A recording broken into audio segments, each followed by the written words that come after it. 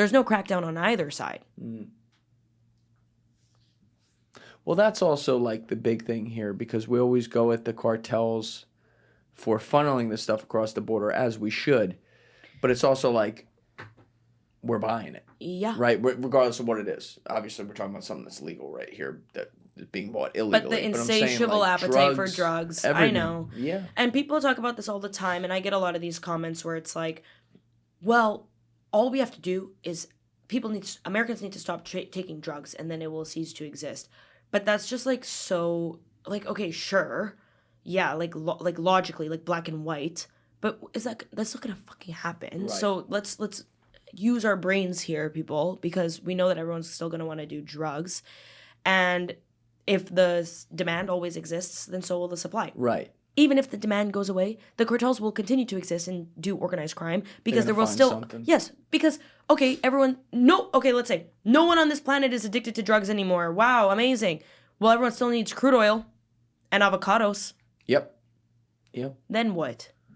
But they also, it's not like the fear we've had with fentanyl, for example, is like, oh, is fentanyl in cocaine? Is it in weed? Like, is it in all these things? And there's a legitimate fear there. That's happened. Totally. But the cartels, not giving them credit here, they've tried over the years to not put fentanyl in some of their other substances because they don't want those substances to kill their customers in the United States. Yes. Yet they're still trafficking regular ass fentanyl all over the country, which is almost like, I think about that, I'm like, so are they separating out, like the Kensingtons of the world and being like, well, they're already on it anyway, so we're going to funnel it in and risk getting a lot of other people on it and dying, because that does kill a lot of customers, right?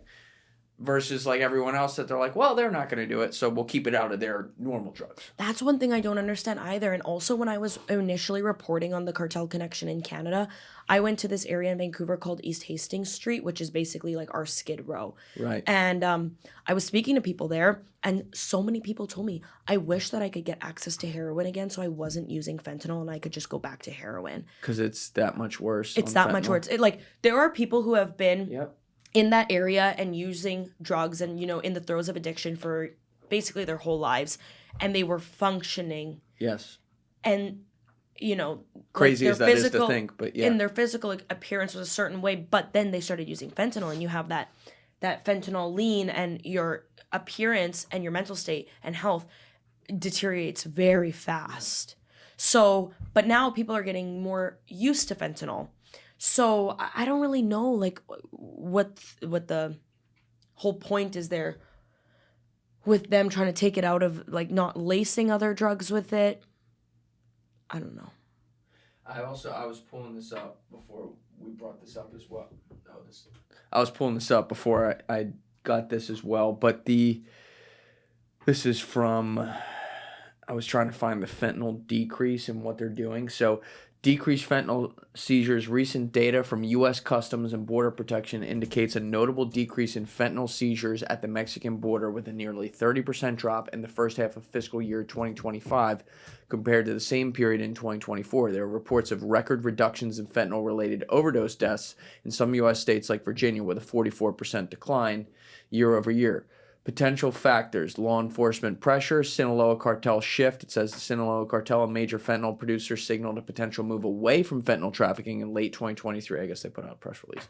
Possibly due to increased pressure. About that. China's role. China, a key source of fentanyl precursor chemicals, has also reportedly increased efforts to suppress their flow.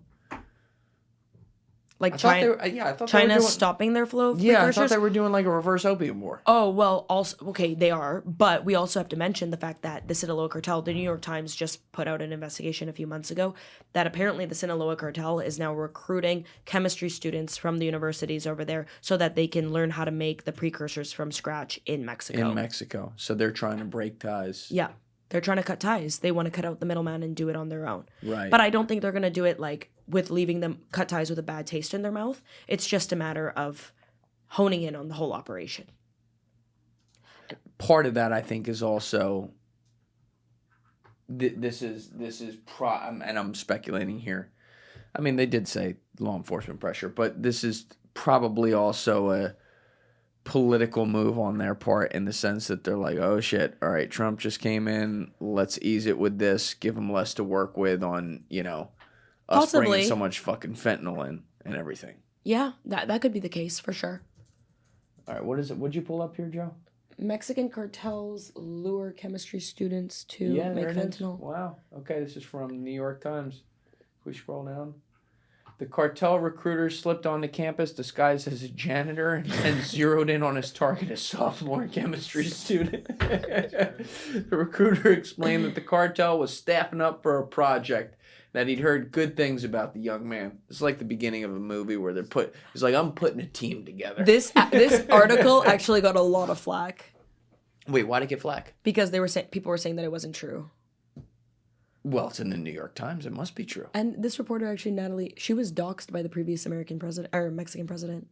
Natalie Kitroff? Yeah. What do you mean doxxed? He literally, in his morning press conference, said her full phone number in front of the whole Mexican population. Oh, shit. I thought you were just saying he doxed her name, meaning she had been reporting no. privately, meaning He said, and she lives, name. basically in this neighborhood of Mexico City, and this is her phone number. Oh, okay. Horrible. So I mean, it must be true. Let me just see this. In their quest to build fentanyl empires, Mexican criminal groups are turning to an unusual talent pool, not hitmen or corrupt police officers, but chemistry students studying at Mexican universities.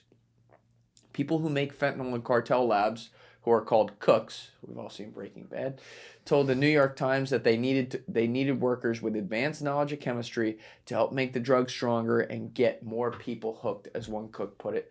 The cartels also have a more ambitious goal: to synthesize the chemical compounds known as precursors that are essential to making fentanyl, freeing them from having to import those raw materials from China. There you go. Yeah. Good reporting. So this also would change the game, right? Because if they are honing in on fentanyl production, they're making the precursors in Mexico and perhaps even start making the precursors in Canada, you just have so much more of a freer flow of the drug. You've done a lot of reporting in the past on certain politicians or political organizations that are clearly in cartel pockets. Mm-hmm. For a system like that to work, though, they're putting fucking guys in janitor suits to go get chemistry students at public universities. Some of these people got to be helping facilitate that. No? Well, so I reported on how the U.S., a Homeland guy told me about how the U.S. has a watch list where they're basically monitoring certain Mexican politicians who may appear to have narco ties. Narco ties. Yeah, ties to certain organized crime. So I was like, okay, I think I believe this guy, and I got some names. I put out the story. Exactly a month later, the first person on that list, the governor of Baja California, Marina del Pilar, had her U.S. tourist visa revoked, and so did her husband. And now her husband stepped down from his role, and I don't know if she has or hasn't yet, but this was a whole thing. And the governor of Sinaloa, where this is happening, Governor Ruben Rochamoya, right, has long been said to have major cartel ties. Didn't you interview him once? I did, in a scrum. Yeah, I saw that. And that's not probably going to happen again, to be honest. And so I always put it like this, is that the way that he manages that state, it would probably hurt people less in the long term if he were to just walk around Sinaloa and bitch slap everyone in their face. Because it's so